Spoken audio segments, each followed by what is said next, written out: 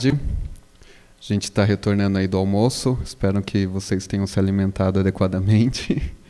A gente vai dar continuidade na programação do dia. A gente vai falar agora sobre distribuição, com o painel Distribuir é Resistir, Caminhos para um Audiovisual Descolonizado.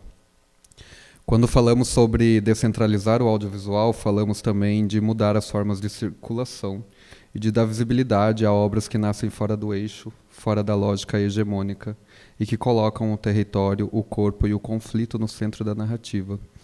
E, para a gente discutir sobre isso, eu gostaria muito de chamar o Ibirá Machado, da Descoloniza Filmes. Recebam ele com um aplauso. Vem para cá, Ibirá.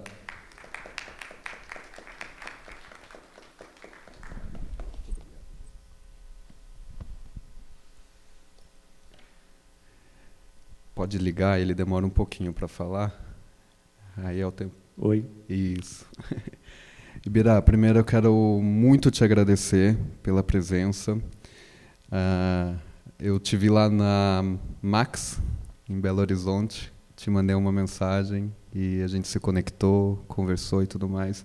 E desde aquele momento eu falei, eu preciso levar ele para o fórum, preciso levar ele para o CF3. A gente comentou sobre isso lá, passou o tempo, foi passando e tudo mais. Te mandei um e-mail e você aceitou assim de primeira. Muito obrigado pela presença, tá? Vou te apresentar e aí a gente depois segue para as perguntas. Você faz a sua fala e a gente segue para as perguntas, tá bom? Ibirá Machado é distribuidor de cinema independente e fundador da Descoloniza Filmes, formado em Geografia pela USP, atua no setor audiovisual desde 2009, quando iniciou sua trajetória como cineclubista, e curador de mostras. Em 2011, integrou a equipe da recém-criada Vitrine Filmes, que permaneceu até 2014. 3 anos depois, fundou a Descoloniza Filmes, empresa dedicada à distribuição de obras dirigidas por mulheres, pessoas negras, indígenas, LGBTQIAPN+, e com temáticas de relevância decolonial. Desde então, já levou mais de 30 filmes independentes aos cinemas de todo o país. Ibirá, o palco é todo seu. Fique à vontade e que vocês tenham um ótimo painel. Muito obrigado, Felipe. Queria começar agradecendo primeiro a vocês justamente pelo convite. Que bom que a gente se encontrou no Max. E os eventos servem para isso, gente. É importante a gente participar dos eventos. Antes de eu começar a falar sobre a minha fala, mas é muito importante a gente participar dos eventos audiovisuais que existem pelo Brasil, porque as conexões acontecem e a gente vai se ampliando a partir disso. Segundo momento agora aqui, agradecer a presença de vocês nesse horáriozinho aqui de ou pós-almoço, ou então a gente vai estar com aquele soninho de almoço, ou então vai ser gente que não almoçou, está com fome esperando a hora de comer. Então, vamos ver. Eu prometo que vai ser uma fala que vai ser boa. Inclusive, eu vou ficar em pé aqui para dar aquela animadinha. Pronto. A minha telinha aqui. Eu não vou ter slides, eu vou ter só essa tela. É uma tela que ela vai servir de provocação inicial para a gente evoluir para falar sobre esse título aqui, que eu acho até ousado, Distribuir é Resistir, Caminhos para um Audiovisual Descolonizado. O que significa isso? O que é isso? Mas antes eu vou começar fazendo um super rápido histórico de por que eu distribuo, como que eu cheguei aqui, como que eu vim da geografia, que é a minha formação, para o cinema, e pegar justamente o gancho, não sei se vocês viram, que essa madrugada foi aprovado o PL da devastação, que flexibiliza os licenciamentos ambientais. Foi justamente por isso que, lá atrás, em 2007, eu entrei numa crise profunda com a geografia. Eu amo ser geógrafo, mas eu trabalhava com consultoria ambiental, trabalhei na relatório de impacto de Belo Monte, entrei numa crise ética muito forte, porque, naquela época, a legislação ambiental era aplicada, só que as empresas, as obras muito complexas, elas encontravam seus meios de burlar o sistema, e eu não gostei daquilo. E, dentro daquela crise ética, as portas se abriram muito sem querer no cinema, em especial na distribuição, e caí sem querer na distribuição. Foi totalmente sem querer, não buscava isso. Mas, dentro das minhas utopias, eu fui aceitando e fui achando que a distribuição do cinema independente era algo interessante. E aí eu usei a palavra agora aqui, utopia. Utopia é algo que me move, porque eu vou falar para vocês aqui alguns conceitos, números, sobre a nossa realidade do cinema independente, em especial dessa ponta nossa, que é a distribuição, e vou deixar mais claro sobre isso, que vai parecer talvez um certo deprê-show, porque os números eles não são legais, mas eu permaneço Eu não só permaneço, como eu abri a minha própria empresa. Esse que... E eu acho porque justamente a gente tem um terreno muito possível de ser fértil. Na verdade, o terreno é fértil, mas a gente tem muito que pode ser trabalhado. A questão é o como, por quê, para onde. Eu quero pegar essa primeira linha aqui, alta produção versus baixa conversão de público. Quem produz? Ali entre parênteses. Alta produção. Eu estou falando, quando eu falo de distribuição, que é o que eu faço, eu estou falando de distribuição de cinema independente, longas-metragem. Isso já cria uma restrição em relação ao volume total do que, na verdade, produzimos. A gente produz muitos curtas, a gente produz muitas séries, a gente produz muito média-metragem, conteúdos para televisão, que tem aquele formato de 52 minutos. Nada disso é longa. Longa-metragem precisa, segundo a Ancine, precisa ter pelo menos 70 minutos. E é o que eu trabalho. Eu trabalho com longas-metragens. Quando a gente fala de alta produção de longas-metragem, significa que a gente tem um volume de mais de 200 ou 300 ou até 400, porque esses números são difíceis de se mensurar, longas produzidos ao ano no Brasil, dos quais, agora, esse ano de 2025, a gente deve chegar em cerca de 200 filmes sendo lançados em salas de cinema, brasileiros sendo lançados em salas de cinema. Em 2024, ano passado, foram 181 filmes que foram lançados em salas de cinema, longas-metragens, brasileiros. E aí, naquele versus baixa conversão de público, desse número do ano passado, 181 longas-metragens brasileiros lançados em salas de cinema, do total de ingressos vendidos para todos esses filmes, pessoas que compraram ingressos fora da sala de cinema, etc., 90% dos ingressos vendidos foram para apenas 5 filmes, dos 181. Então, significa... Hoje, mais cedo, eu falei que eu sou de humanas, eu sou ruim de exatas. 181 menos 5 é 170 e... Ninguém sabe. Obrigado. Todo mundo de humanas. A gente já esqueci, 176. 176 longas fizeram... tiveram 10% do total de ingressos vendidos no Brasil. Falando em números concretos, a gente tem, em média, o cinema brasileiro independente, em média, hoje em dia, tem feito entre 500 e 1.000 pessoas de público, em média. A gente está falando de um país de 220 milhões, 212 milhões de habitantes, com... É ano que você falou, né? Ou é mês? Ano.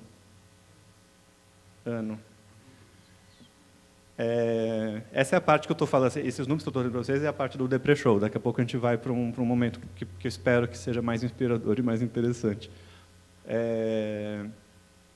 Então, a gente tem um longa-metragem que faz toda a sua trajetória, eu sei o esforço que é fazer um longa-metragem, os custos que são fazer um longa-metragem. Muitas vezes, poucas vezes, na verdade, vai ser com dinheiro suficiente, muitas vezes não vai ser com dinheiro suficiente, e demora. Aí depois tem aquela fase toda dos festivais, que ela é uma fase super importante. Eu vou falar daqui a pouco um pouco mais sobre a importância desse momento dos festivais, para daí, finalmente, ele vai chegar àquela hora de ser lançado em salas de cinema. Ainda existe toda aquela expectativa, tem uma certa romantização desse momento, e, de repente, não vai público. A gente tem essa média de 500 a 1.000 pessoas. Não importa se documentário ou ficção. Documentário, a média é mais baixa. Ficção, a média é um pouquinho mais alta, mas na média ponderada aí dos dois, a gente tem entre 500 e 1.000 pessoas de resultado total de bilheteria desses filmes, em geral. Aí a gente vai ter lá um 5%, menos de 5%, bem menos de 5%, de filmes que daí fazem, às vezes, até milhões. Né? A gente teve, do ano passado, a gente teve o Ainda Estou Aqui, a gente teve o Auto da Compadecida, não sei se o Nosso Lar foi do ano passado, não lembro agora. A gente teve aí alguns filmes brasileiros que venderam milhões de ingressos, enquanto todo o resto faz essa média de 500 a 1.000 pessoas só. E aí, por quê? Antes da gente seguir para esse porquê. Tem as duas linhas ali que falam um pouquinho. Ali são os números de 2023, né? Os números de 2024 eles estão sendo finalmente compilados agora, então ainda não tem eles oficialmente. Eu não sei se vocês conhecem o OCA, da Ancine. Esses números eles estão no OCA, então o observatório, o anuário estatístico dos números de 2024 ainda não foi publicado, mas a gente tem algumas coisas que vêm saindo, né? Então, só oficial a gente tem 2023. E aí a última linha, concentração geográfica do parque exibidor. Lá nos anos 70, o Brasil tinha 3.500 salas, e aí agora, em 2025, a gente ultrapassou, aliás, na verdade, no ano passado, a gente ultrapassou essa marca dos... A gente foi, depois dos anos 70, foi tendo uma queda, número de salas no Brasil, e depois, dos anos 90 para cá, foi subindo. Ano passado, a gente ultrapassou a marca de 3.500 salas. Só que, aí isso foi comemorado como uma vitória, o nosso parque exibidor voltou a se ampliar e voltou ao nosso... Atingimos um novo recorde de salas no Brasil. A questão é, essas salas, em 2025, hoje, agora, e as salas lá em 1975, elas são as mesmas e elas estão nos mesmos lugares? Não. Naquela época, as salas, não existia shopping, ou estavam surgindo os primeiros shoppings, os shoppings sequer tinham cinemas, as salas eram nas ruas, todas as 3.500 salas, elas eram nas ruas. Se não era em rua, era em alguma galeria, né? Mas era rua, ainda assim, né? E elas não eram salas de 100 lugares, elas eram salas de 500, 1.000, 2.000, 3.000 lugares, eram cinemas palácios, e elas estavam espalhadas pelos bairros, elas estavam espalhadas pelas cidades do interior, e assim por diante. Quase toda a cidade tinha uma sala, etc. E nas cidades maiores, quase todo o bairro tinha uma sala. Hoje em dia não é mais assim. A gente tem um número enorme de cidades sem nenhuma sala de cinema, e a gente tem, nas cidades maiores, regiões enormes das cidades, sem nenhuma proximidade de uma sala. Você vai ter uma sala no shopping, se a gente pensar aqui em Piracicaba, a gente tem... O que tem aqui? O Cine Araújo? Só. Não é, Sesc a gente não considera, Embora o Sesc seja um espaço de fruição para o cinema, mas ele não é considerado a sala oficial, não entra nesses números. Então, justamente, shopping na entrada da cidade poderia ser central, às vezes é. Não importa, o que importa é que a gente tem todo o resto de uma região completamente afastado da sala. Lógico, as pessoas podem se deslocar, etc., mas não é tão simples assim. E aí a segunda barreira, preço de ingresso, que também mudou muito desses tempos, mas preço de ingresso não é necessariamente restritivo, embora ele também seja. Porque, se a gente pega o exemplo do Divertidamente 2, lançado ano passado, vendeu 22 milhões de ingressos aqui no Brasil, que foi o nosso recorde de bilheteria na história do Brasil, não do cinema brasileiro, né, porque o filme é estrangeiro, mas 22 milhões de pessoas foram assistir Divertidamente 2. Por que as pessoas elas vão assistir ao Divertidamente 2 e não vão assistir a um filme brasileiro? Ah, mas foram assistir Ainda Estou Aqui, foram 5 milhões de ingressos para Ainda Estou Aqui, não foram 22 milhões. Ou se a gente pensa num sucesso maior, que o Tropa de Elite, que chegou lá nos 10 milhões de ingressos vendidos, nosso grande sucesso. Desconsiderando aqui, não vou considerar na soma dos grandes sucessos os dois filmes da Igreja Universal, que é os 10 Mandamentos e o Nada a Perder. Esqueci. Porque os números que também chegam nos 10 milhões lá, foram ingressos comprados, e aí você não tem, a Ancine não consegue mensurar pessoas que sentaram nas cadeiras e assistiram aos filmes, só mensura ingresso vendido. Aí eu posso chegar a comprar ingresso e falsear um número. Nesse sentido, não foi o caso do Tropa de Elite. O Tropa de Elite, de fato, vendeu 10 milhões de ingressos. Isso a gente consegue saber pelos resultados de mercado. Mas 10 milhões, ainda assim, é menos da metade dos 22 milhões que o Divertidamente fez. Então, a gente não consegue gerar efetivamente um costume, uma vontade, uma motivação de nós mesmos, enquanto brasileiros, de assistir aos nossos próprios filmes. Não é necessário... A gente tem uma camada aqui que é importante a gente comentar. Ali embaixo eu escrevi, o modelo tradicional é não sei se dá para ler, né, porque está com esses painéis. O modelo tradicional é insuficiente para sustentar o cinema independente. Modelo tradicional significa que a gente vive num sistema capitalista que depende de um mecanismo de publicidade, de capilarização das informações específicas que são dominadas por quem tem acesso financeiro, econômico a esses mecanismos e assim por diante. Então, se a gente fala de Disney, a Disney consegue fazer isso, as pessoas ficam sabendo, as pessoas ficam com vontade, as pessoas se deslocam, vão até a sala de cinema, pagam o ingresso e assistem. 22 milhões de ingressos vendidos, no caso, Divertidamente. O cinema brasileiro independente, sem a capacidade financeira de fazer uso desses recursos, de ativar esse mecanismo de divulgação, sem nenhum plano existente, sem nenhum suporte específico que favoreça a divulgação do cinema independente brasileiro, a gente nunca vai conseguir fazer uso do modelo que temos para divulgação cultural e assim por diante, porque isso não é só de cinema, né, cultural em geral. Então, vai sempre vencer quem consegue fazer uso quem tem os recursos financeiros. Então, a gente vai ficar sempre à margem. Eu vou pegar aqui o exemplo do Maputo na Kuzanta, que foi o filme que a gente lançou ano passado. É um filme produzido por Piracicaba, dirigido por alguém que é daqui, e a gente não conseguiu colocar ele em cartaz aqui em Piracicaba. A gente entrou em contato, na época, com justamente o Cine Araújo, e eles não queriam colocar em cartaz, eles deram a possibilidade de a gente fazer uma sessão especial aqui, só que mediante um esquema ridículo, vou usar bem esse termo, que era sábado de manhã, pagando um aluguel pelo espaço, e eles não liberariam o projetor da sala, a gente teria que levar um projetor, eles liberariam o espaço da sala com a tela.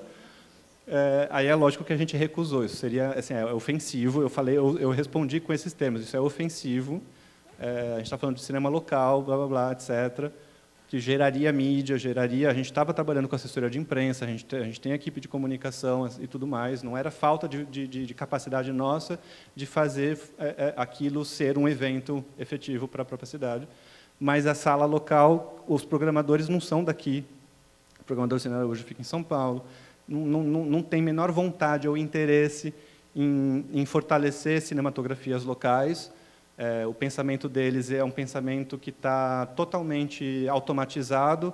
Eles recebem a comunicação da Disney, ou da Sony, ou da Warner, que impõe um modelo de programação para eles específico, e eles só levam adiante essa programação que eles já recebem imposta, e então eles não têm pensamento de curadoria, pensamento de formação de público, e eles não têm porque a gente também não tem isso sendo feito por nenhuma outra parte, a gente não tem isso sendo feito por parte de nenhum governo especificamente, nem governo nacional, nem governo estadual, nem governo municipal.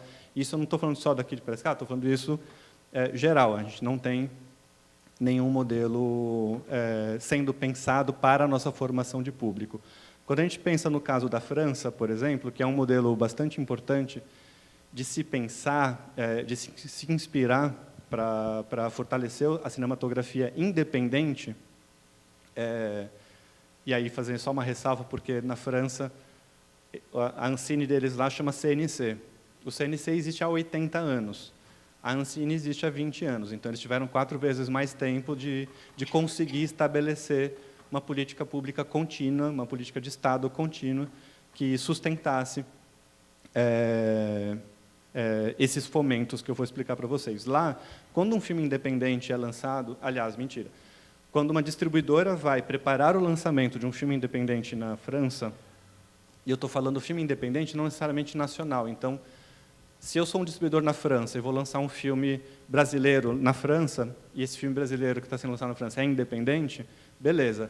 Na hora que você tira lá o CRT é como se fosse o CPF do filme, quando você tira o CRT na França, o distribuidor coloca, é um filme independente. Beleza, isso é enviado por uma comissão, a comissão lá na França, comissão organizada pela sociedade civil, composta por membros da sociedade civil, assistem, comprovam que o filme é independente mesmo, e aí esse filme ganha esse CRT, esse selo de que é um filme independente. Lá eles chamam de arte-ensaio, é um filme arte-ensaio.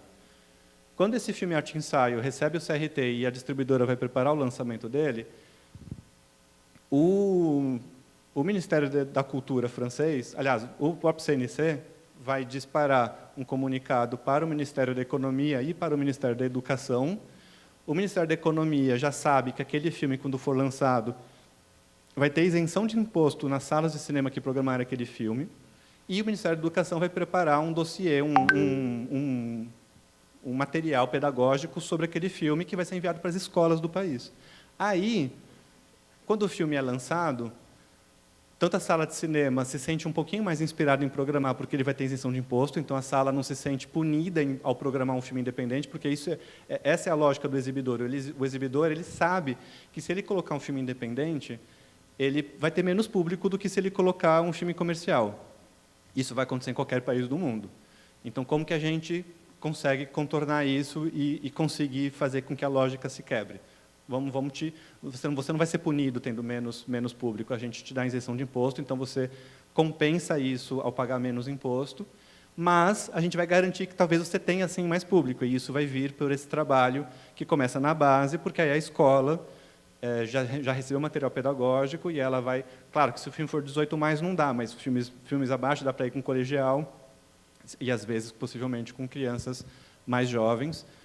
E as escolas vão com os alunos até a sala de cinema, assistem o filme, depois voltam para a sala de aula, discutem o filme com aquele material pedagógico, e assim você tem a formação de público, você tem a alfabetização audiovisual acontecendo, a formação de público de base. Essas crianças, quando virarem adultas, já são pessoas que vão gostar, provavelmente, às vezes não, assistir cinema independente e vão continuar frequentando essas salas. A tal ponto que, ao longo desses 80 anos na França, na época de corrida eleitoral e tudo mais, vereadores de bairros ou de cidades pequenas, é muito comum estar na bandeira das pautas deles, assim, eu vou revitalizar a nossa sala do bairro, ou vou construir a sala nova aqui que não existe ainda. Então, lá tem. Acho que a França tem 7.000 salas, se não me engano. Se a gente está falando o Brasil tem 3.500 salas, a França tem 7.000 só com o território deles. É muito menor, com a população igual ao do Estado de São Paulo. Então, eu acho que a área deles é maior do que o Estado de São Paulo, mas a população é semelhante ao Estado de São Paulo, cerca de... Não lembro agora se é 40 milhões ou 60 milhões, depois a gente dá um Google. Mas não importa, o que importa é um território muito menor, população muito menor, com o dobro de salas. Então, significa que lá eles têm salas muito mais acessíveis, muito mais próximas às pessoas. E, em geral, essas salas de bairro que eu mencionei, são salas geridas por associações, elas não são entidades necessariamente privadas, que é uma pessoa ali totalmente, puramente capitalista, que quer só necessariamente ganhar dinheiro, porque justamente são essas associações de bairros que gerem essa sala. Então, a lógica também de retorno financeiro ela muda, então eles cobram o ingresso também mais barato, em geral, então é mais acessível também financeiramente. E pronto, então lá o cinema independente consegue ter uma fruição melhor. E, além disso, lá eles têm cota de tela para filme francês e tem toda uma outra cadeia de incentivo à circulação do próprio filme francês, também independente, mas não só, porque lá a França também produz vários filmes comerciais, mas o comercial não precisa necessariamente, é o que eu falei, aqui no Brasil a gente também não precisa de suporte para os nossos filmes comerciais serem vistos, eles são vistos. O problema sempre é o cinema independente. O cinema independente nunca consegue vencer o modelo tradicional que eu estou usando aqui como conceito, a não ser que a gente crie esses recursos. Eles existem, eles são possíveis. Por isso que eu acho que a gente tem, com certeza, muito a se fazer aqui, dá muito para avançar. O problema é que pauta que a gente vence nessa disputa de como a gente vai trabalhar isso, porque daí, muito do que eu estou falando aqui, a gente já avançou aqui nas conversas, em outros momentos aqui, fora deste nosso momento. A gente tem um outro modelo... Cadê meu tempo? A gente tem um outro modelo que vem sendo muito usado como exemplo, que é o modelo coreano. Na Coreia do Sul, hoje a gente tem um monte de conteúdo coreano nas plataformas, e aí, paralelo a isso, e no paralelo do fenômeno K-pop, toda essa onda coreana, que na verdade não é necessariamente uma onda, porque ela está estabelecida e ela permanece, porque isso faz parte, isso não acontece sem querer, as pessoas não... de repente, hoje eu quero consumir Coreia. Não, isso faz parte de uma estratégia de Estado do governo coreano. 20 anos atrás, eles entenderam que investir no audiovisual retornaria para a economia mais do que investir para o setor automotivo. Simples assim. Colocar dinheiro público no audiovisual retorna para a economia mais dinheiro do que colocar dinheiro público no setor automotivo. Foi essa conta que eles fizeram. Então, eles iniciaram todo um processo de investimento no setor audiovisual interno na Coreia, com vias à internacionalização também, que é o que está acontecendo agora, que é o que a gente, hoje, é impactado, mas eles começaram internamente. Ao começar internamente, você tem que fortalecer o consumo interno. Eles é o pensamento industrial, efetivamente. Você não pode formar uma indústria sem você saber se vai ter gente que consome o conteúdo. Então, primeiro eles fizeram internos, para depois ir para fora. Só que o modelo deles interno não considera o cinema independente. No caso do modelo coreano, só se considera grandes produtoras de conteúdos absolutamente comerciais, sejam elas filmes, sejam eles séries. A gente tem, não, mas Ibirá, a gente tem alguns cineastas coreanos que fazem filmes importantes, etc., que trazem pautas. Ainda assim, são também pessoas, são poucos, e ainda assim é dentro de um contexto comercial. É como se é meio forçada essa comparação, mas a gente tem lá o Walter Salles faz filme importante de temática política, mas ele é um pouco complexo a gente considerar ele alguém independente. Ou se a gente tem um cineasta lá, o Kleber Mendonça Filho, o Kleber é independente, mas o Kleber é um independente mainstream. É isso que acontece na Coreia. Assim, você não tem espaço para narrativas sendo feitas por outras pessoas de outras regiões e assim por diante. O modelo coreano fortalece, ele impõe um fortalecimento dos grandes grupos da indústria deles. Então, quando a gente, e esse é o ponto. Assim, a gente está com o modelo Coreia, o modelo França, em disputa para o Brasil, aqui nas narrativas dos gestores e de pessoas que estão disputando as narrativas das políticas públicas que estão tentando se avançar aqui no Brasil. E a gente tem que ficar de olho qual é o modelo efetivamente que a gente quer, porque se for o modelo coreano, possivelmente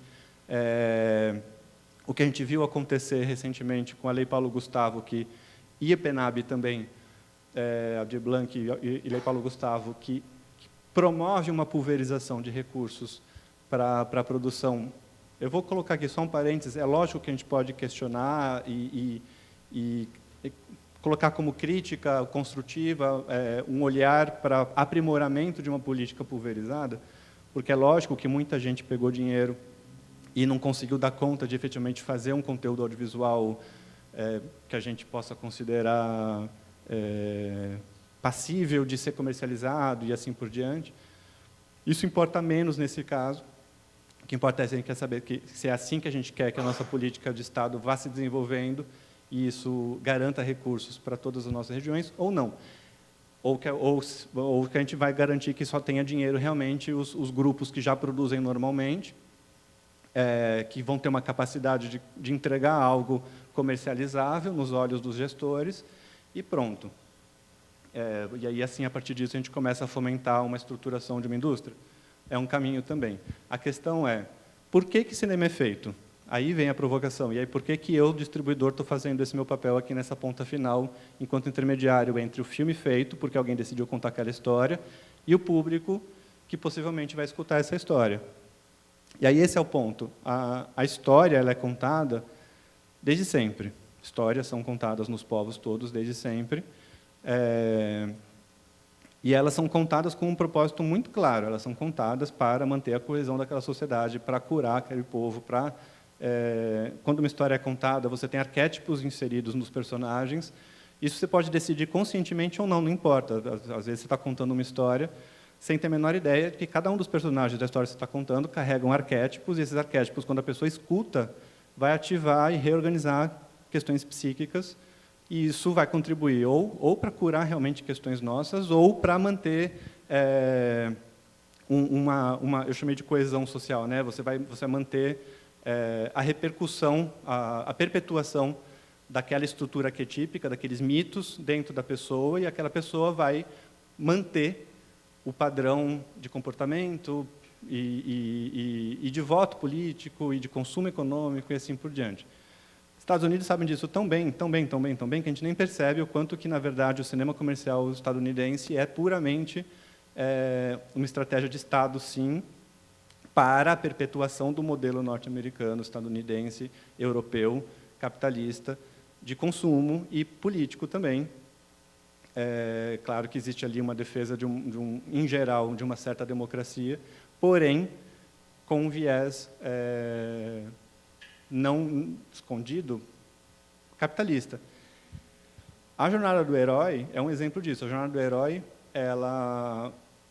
A jornada do herói, ela existe em todas as mitologias, mas a jornada do herói, como a gente conhece, ela vem da Grécia. Aí ela foi aperfeiçoada nos Estados Unidos, enquanto um modelo padrão de se contar a história funcional.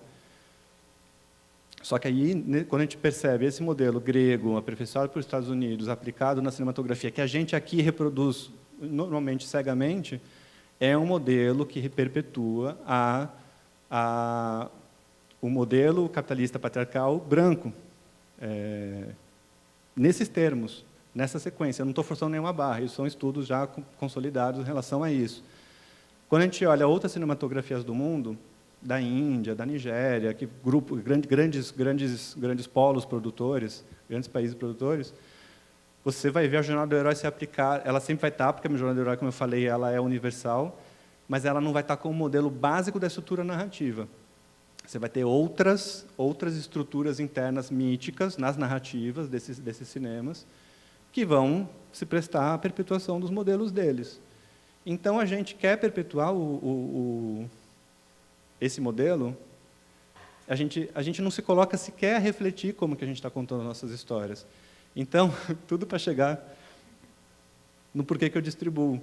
Porque aí, no final das contas, eu começo a perseguir, para o nosso catálogo, onde estão essas histórias que talvez estejam não necessariamente se curvando a essa estrutura, a esse modelo. E aí a gente começa a construir um catálogo na Descoloniza Filmes, que ele é um catálogo que, pouco a pouco, se eu consigo ter um público que vai assistindo aos nossos filmes, e nós mesmos que vamos assistindo aos nossos filmes, a gente vai se oferecendo essa possibilidade de olhar uma estrutura narrativa de história que trabalha a nossa psique de outra forma. E aí, a longo prazo, aí pegando a palavra que eu falei lá no início da minha fala, que eu sou utópico, a longo prazo, talvez, de repente, pretensiosamente sim, a gente vai construindo uma nova sociedade aqui dentro, com a nossa narrativa, com a nossa estrutura socioeconômica, política e assim por diante, ambiental também. E por isso que eu volto na provocação que eu fiz. Então, qual é a narrativa que a gente quer para o nosso plano audiovisual para o Brasil, para a nossa produção de cinema aqui no Brasil? A gente quer que todos nós tenhamos a possibilidade de contar as nossas histórias ou não, porque daí agora, que eu não coloquei aqui como linha de tópico, até deveria, porque daí, vamos pegar os 200 filmes que a gente talvez tenha esse ano. Não importa, qualquer ano as porcentagens do que eu vou trazer para vocês é a mesma, ainda não mudou muito, mudou um pouquinho só.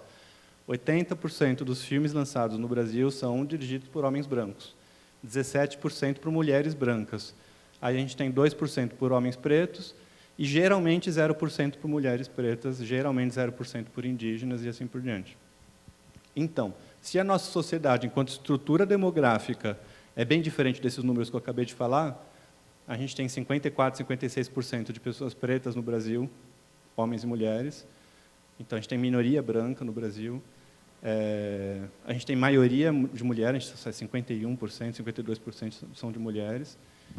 Então, as histórias do nosso cinema, elas estão sendo contadas ainda por um grupo social que, na verdade, ele é minoritário, só que ele predomina nas histórias que estão sendo contadas. Então, as nossas histórias reverberam pouco com o nosso público, também por isso, não é só por isso, na verdade, é muito mais por conta de tudo que eu já falei até aqui, mas isso também é extremamente importante.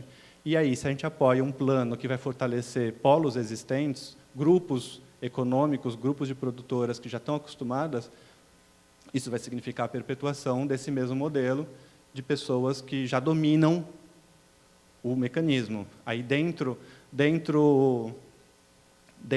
dos alijados da Disney, a gente tem a elite, né? Que aí já é quem consegue dominar os recursos dos alijados da Disney. E aí, a gente está afim de melhorar quem são essas pessoas contando essas histórias, a gente está afim de ter, talvez, eu não acho pretensioso que talvez os nossos números de produção cinematográfica no Brasil sejam iguais aos números da nossa sociedade, demograficamente falando. Isso não parece ser nada impossível, só que, por enquanto, não é o que acontece. Eu sei o quanto que eu mesmo abri uma empresa porque, para mim, o caminho parecia fácil. porque eu venho de um extrato social que me ensinou que, na verdade, parecia tranquilo. Aí eu fui abrir uma empresa. Eu vim da geografia, os caminhos eram todos totalmente improváveis, e abri uma empresa audiovisual. Ela é de distribuição, eu não produzo, mas eu abri. Isso acontece normalmente em todos os estratos sociais? É simples assim para todo mundo? Porque deveria. E aí, a partir disso, deveria ser simples todo mundo poder contar suas histórias, e deveria ser simples dessa forma, eu, distribuidor, não ter problema em montar o meu catálogo equânime enquanto a nossa sociedade, para poder daí dialogar com o público. Por enquanto, eu não consigo fazer isso. Eu faço um esforço de trazer para o nosso catálogo filmes dirigidos por mulheres, dirigidos por pessoas pretas, para tentar equilibrar em relação ao que é o normal. Se fosse só o normal, que é o que as distribuidoras em geral costumam fazer, eu teria 80% dos meus filmes dirigidos por homens brancos e assim por diante, as mesmas porcentagens. Aí faço um esforço, participo dos mercados, participo dos encontros em diferentes regiões do Brasil, para ir conhecendo os grupos e assim por diante. Agora, se a gente desenvolver um plano nacional que despreze essa...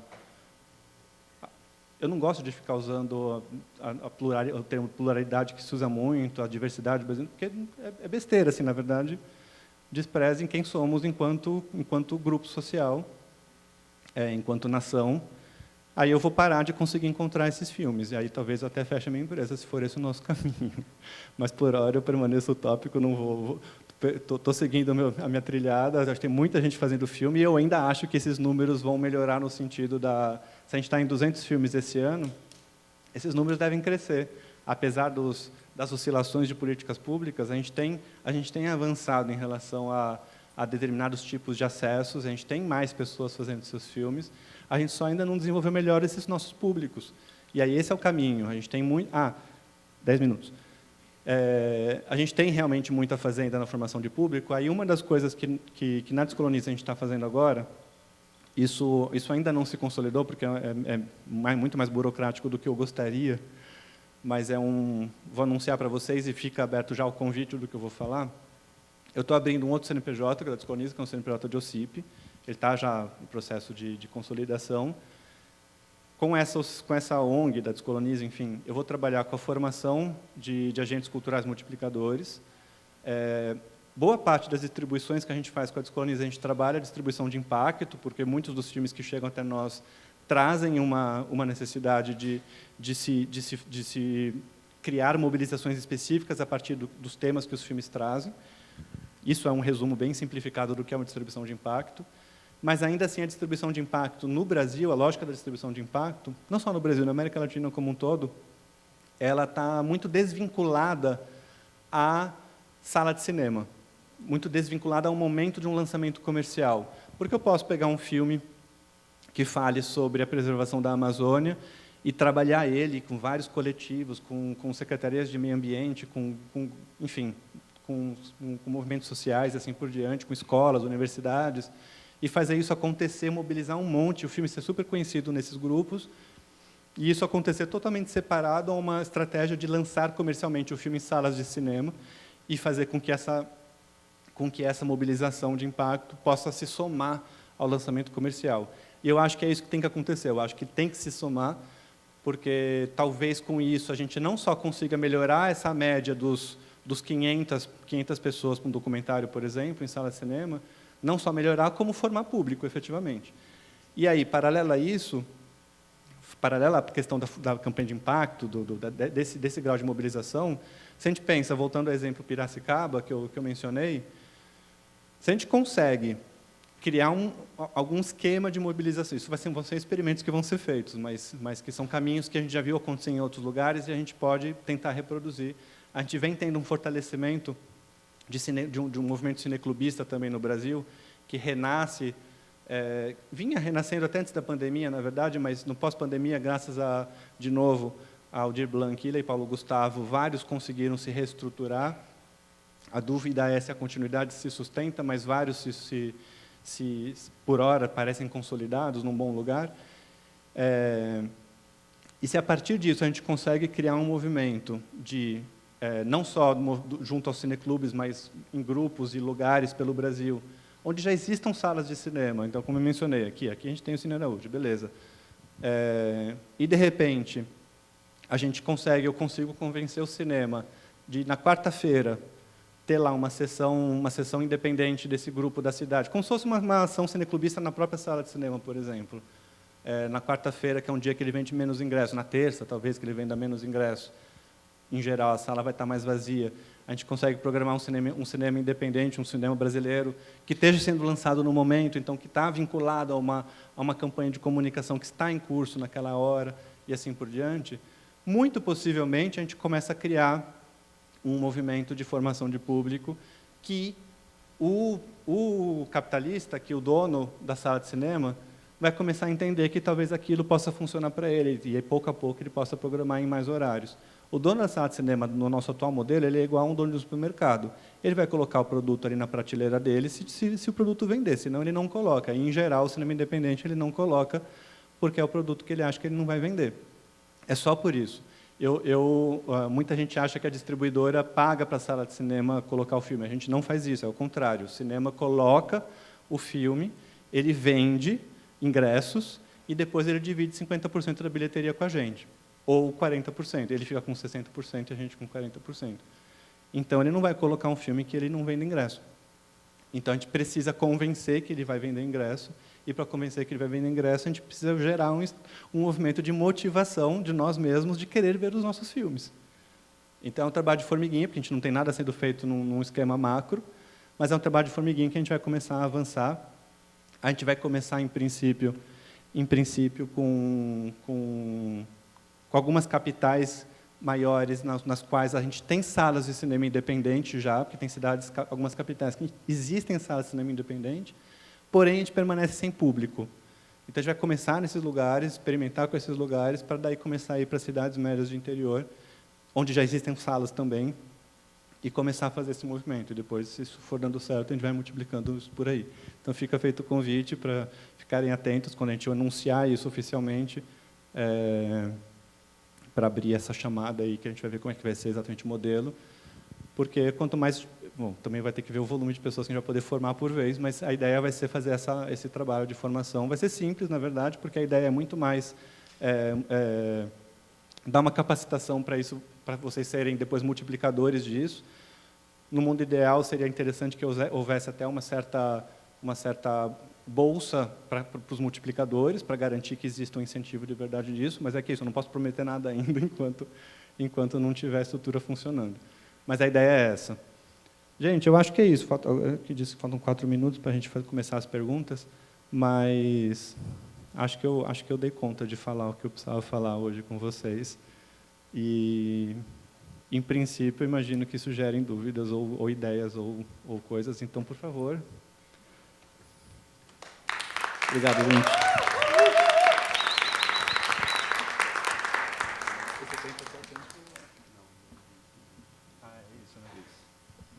Pode tirar as perguntas já? Pode.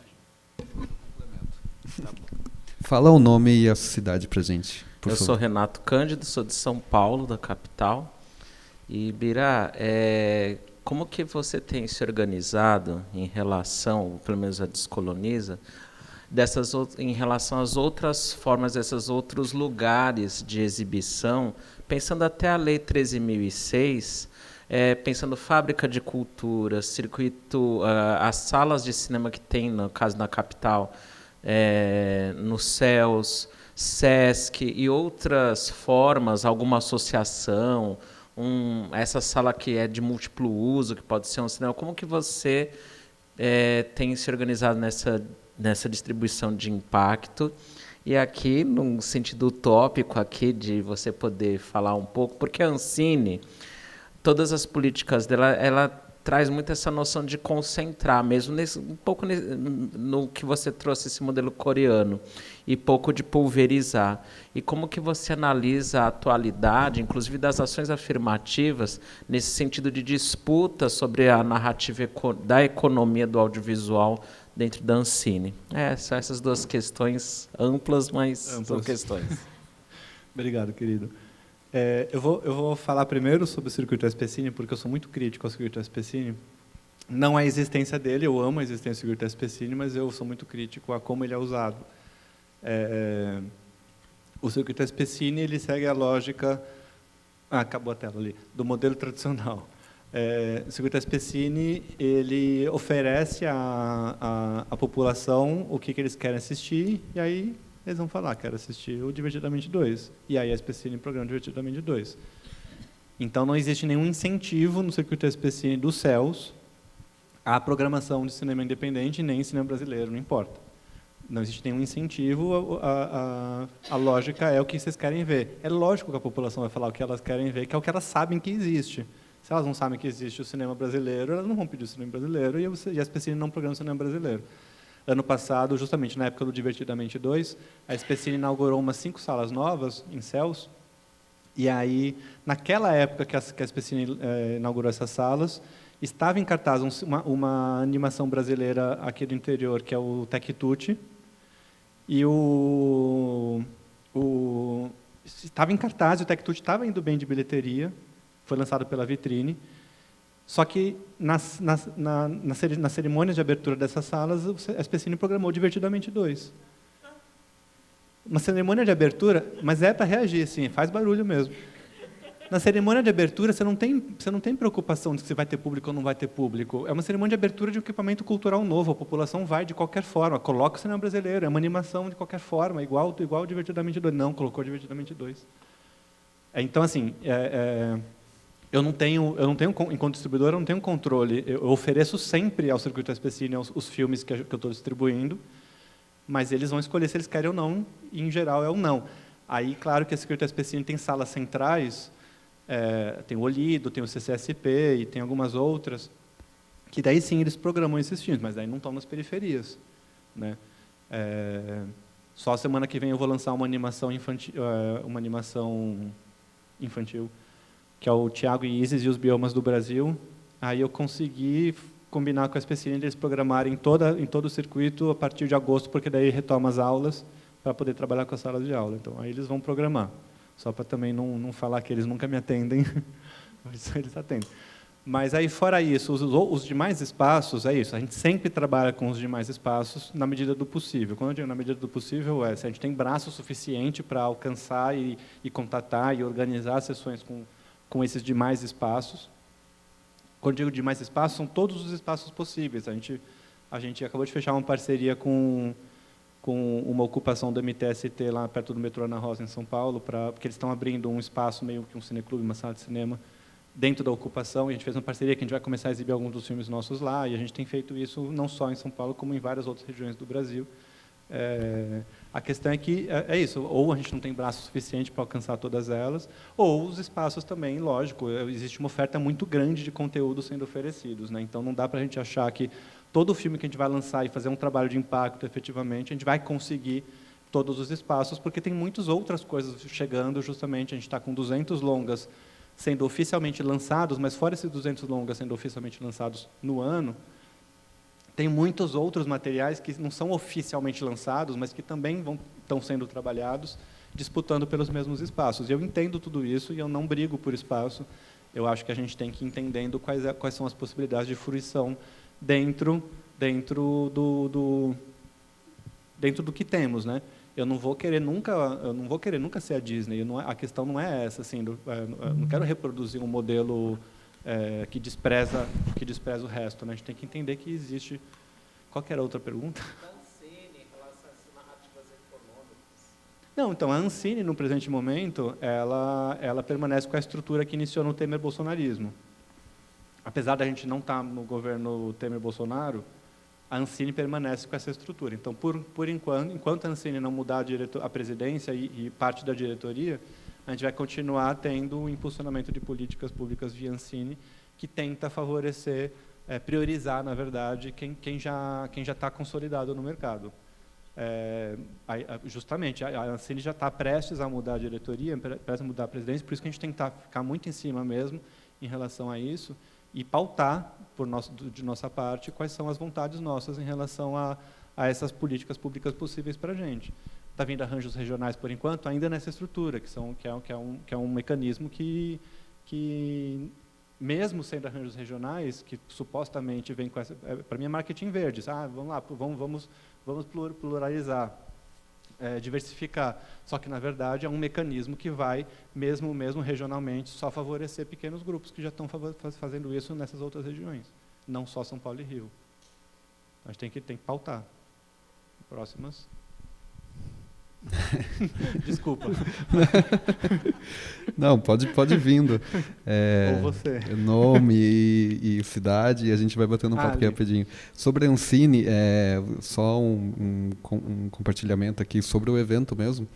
Vários e-mails foram disparados, ligações, contatos diretos e tudo mais. A gente não conseguiu, obviamente, né, porque eles não estão aqui na programação. Mas a partir aí teve uma situação muito assim, a partir do momento que a gente começou a disparar e-mail marketing, né, já com a programação toda fechada, a gente recebeu um e-mail da Ancine. Não recebemos, não vamos participar do painel, não recebemos nada. Mas recebemos, olha só, se vocês quiserem fazer o evento, vocês precisam preencher aqui por causa do ECAD, por causa de não sei o quê. Eu falei assim, poxa vida, né? A gente disparou vários e-mails, vários convites. Aí quando dispara o e-mail marketing já com tudo pronto, vamos fazer o ECAD, vamos fazer isso, vamos fazer aquilo. Pode vir, minha querida. Vou complementando durante as perguntas. Boa tarde, meu nome é Camila Vital. Eu vim de São Carlos, mas toda a minha formação e trabalho foi feita no Paraná. Então, aqui eu queria fazer mais um relato de um case, mais uma conversa do que você levantou, porque eu coordeno o Cineclube Cine Latino lá em Foz do Iguaçu desde 2018. E, diante da nossa dificuldade de local de exibição, porque só tem uma sala de cinema no shopping, em Foz do Iguaçu. Agora chegou um Cinemark lá também, mas antes era o Cine Cataratas. A gente desenvolveu esse cineclube com esse intuito de poder ver essas outras narrativas, essas novas narrativas. E a Descoloniza é nossa parceira assim, de exibição, acho que uns 3 filmes já conseguimos. Mas a dificuldade que você comentou justamente, que eu vejo lá na nossa experiência, foi tornar isso um evento municipal, que isso fosse no calendário da cidade, entrasse. Então, a gente conseguiu, nessa negociação comercial com o cinema, uma vez por mês, ou de segunda ou terça-feira, que são as datas que eles falaram que ser mais vazias do cinema, né? E essa negociação também, exibidor e as distribuidoras, porque a gente faz só a mediação, né? Então, a gente tem um trabalho de curadoria do Cine Latino, entra em contato com as distribuidoras e com esse parceiro exibidor, e nós não temos lucro, não temos nada, né? A ideia é fazer com que esses filmes cheguem no interior. E aí a minha questão, não é nem questão, é mais uma conversa assim, de como... Para continuar o que você já vinha falando, você vê esses espaços de organização e, principalmente, o movimento cineclubista, né? Eu acho que é essa organização do cineclube que promove esse debate após as sessões, com pessoas que são do meio, que não são do meio. E um fator que a gente levantou lá também, que era sempre... a gente faz os debates num bar que fica ao lado do shopping. Então, a gente sai do shopping, vai para o bar com o microfone, e a festa acontece depois. Então, foi uma maneira da gente conseguir chamar mais atenção também para o dia, né, para esse evento mensal que a gente faz. Então, mas é isso, agradecer essa parceria também que já existia, e fui maravilhada aqui com a sua exposição agora. Obrigada. Nossa, obrigado por ter vindo se apresentar. Fiquei feliz de ouvir o teu relato também, porque é isso, tem parceiros que a gente nunca consegue se conhecer. Fiquei feliz, de verdade. E fiquei feliz de escutar como que acontece, essa coisa de ir para o bar, para o lado, que é uma coisa que eu super defendo isso. Não precisa ser na sala, assistir na sala, mas depois vai conversar para o bar. O que é importante é conversar, se alfabetiza dessa forma, né? Vai entendendo e vai evoluindo o que a gente recebeu a partir disso. Mas você me falou uma coisa que é isso, né? De convencer o poder público a, em alguma maneira, se envolver, e é o que a gente vem tentando fazer. Que daí é aquela essa outra camada que é uma besteira não é necessariamente uma criminalização da cultura, mas é um desprezo da cultura mesmo, né? E aí entender essa importância, às vezes ela vai funcionar só se a gente começar a convencer pelo viés econômico mesmo. Mas aí como fazer isso da melhor forma? Então talvez é isso, se associar a uma sala de cinema na qual você consegue fazer algo, mas de repente consegue fazer isso vendendo ingresso junto. Não sei, assim, a gente tem que começar a entender quais são os caminhos da gente ir criando mecanismos de convencimento da importância econômica dessas nossas ações, porque talvez vai ser a única forma de diálogo com gestores públicos e assim por diante, a não ser que a gente consiga mudar a nossa estrutura de pensamento da gestão pública, mas isso não é a curto prazo. Que são os passos de formiguinhas que você citou durante o seu painel, né? Também para acalmar a sua dor em relação ao cinema aqui de Piracicaba, dentro das minhas várias funções enquanto o projeto Mostra Livre, eu não sou distribuidor, mas desde 2018 eu faço a distribuição de todos os panoramas da Mostra Livre, né? Então, durante várias edições, a gente distribuiu filmes, os panoramas dentro de salas comerciais, e a gente tentou por muito tempo também o cinema de Piracicaba. Então, essa resposta que você teve, a gente também recebeu, olha, tem a sala ali, mas o projetor, vocês vão colocar o projetor, vocês vão fazer isso, vocês vão fazer aquilo e tal. Eu falei assim, caramba, cara, eu consigo distribuir os filmes do projeto para várias cidades aqui da região, Sorocaba, Quinoplex, a gente consegue Campinas, a gente consegue... Eu não consigo, um projeto da cidade, colocar os filmes... Enfim, os debates são múltiplos, né? Mas a gente vai seguindo. Nome e cidade, por favor. Eu sou o Vitor de Ubatuba. Minha pergunta é direta. Você acha que é possível, utopicamente, uma distribuidora conseguir se manter somente pelos filmes? Assim, existe lucro no trabalho da distribuidora ou ela vive... Você não consegue enxergar essa possibilidade? Existe possibilidade de algo ser possível utopicamente? Obrigado, Vitor. Vamos lá. Cinema independente é difícil. A gente depende de edital. A gente depende... Ou, como eu estava comentando com vocês fora daqui, em relação com você e com o Paulo, que a gente está tentando captar com renúncia fiscal para poder distribuir também, mas de qualquer maneira isso também é dinheiro público, não é um fomento direto, né, que seria a ideia do edital, porque o cinema independente raramente dá lucro para a gente. Isso na atual estrutura. Se a gente consegue tanto melhorar as nossas vendas de ingressos, quanto também melhorar as nossas demais janelas, aí janela, para quem não entende esse termo, são os outros espaços onde a gente pode mostrar os nossos filmes. O cinema é uma janela, depois a gente tem a televisão, a gente tem a internet, né, o streaming, e tem tudo que a gente chama de extra cinema. Vai exibir num Sesc, e o Sesc paga R$2.000 pelo filme, isso é uma janela que rende dinheiro para a gente, né? Então, se a gente melhora essas janelas fora da sala de cinema, a gente pode começar a melhorar, vislumbrar uma melhora de cenário no qual, de repente, a gente possa não depender do cinema independente. O filme que eu mencionei, que eu vou lançar semana que vem, que é o Thiago e Isis e os Biomas do Brasil, eu não estou com edital, não estou com nenhum financiamento para ele eu estou lançando, investindo no lançamento, de fato, investindo mesmo. Como ele é um filme infantil, ele, apesar de independente, ele é um filme mais comercial, ele tem uma melhor penetração, tanto em salas de cinema, quanto nas demais janelas. Então, é um filme que eu sei que eu vou conseguir fazer um licenciamento razoável. Com o próprio circuito SPCine que eu mencionei, que eles vão programar, a SPCine, parte da minha crítica ao circuito SPCine é que, assim, eles pagam, a SPCine não compartilha bilheteria, eles pagam um valor fixo por sala por semana. Então, seu programa, em média R$1.000 por sala e por semana. Então, seu programa em 30 salas da SPCine, em uma semana, é R$30.000 que eu vou receber. Se eles dobram para a semana seguinte, baixa para R$800, mas vai ser mais 20 e tantos mil reais. Geralmente, quem está recebendo esse dinheiro da Prefeitura de São Paulo é a Disney. E é esse que é o tipo, gente, a Disney está precisando disso? A população precisa, beleza, a população quer ter acesso a esses filmes, mas a Disney está ganhando esse dinheiro da Prefeitura de São Paulo. Mas, enfim, eu vou receber, então é isso, eu já sei que eu vou receber 30 mil da Prefeitura de São Paulo, vou receber, por conta da SPCine, vou receber mais um tanto de licenciamento, mais um tanto de bilheteria, mais algumas outras vendas que eu estou fazendo, vou pagar os custos do meu lançamento. Mas esse é um filme que eu estou lançando de 8, que eu lanço ao longo do ano, e os outros 8 eu não tenho, normalmente eu não tenho como conseguir esses diferentes dinheiros que custeiam o meu lançamento, que é o que o cinema comercial faz. O cinema comercial não precisa do edital, ele se paga com esse fluxo. Mas o cinema independente, em geral, a gente não consegue. A gente precisa sempre dos editais. E não tem problema nenhum ter edital, não tem problema nenhum ter o dinheiro público voltado para isso, porque a gente está falando de acesso à cultura, assim como a gente defende o dinheiro para a educação, saúde e saneamento e assim por diante.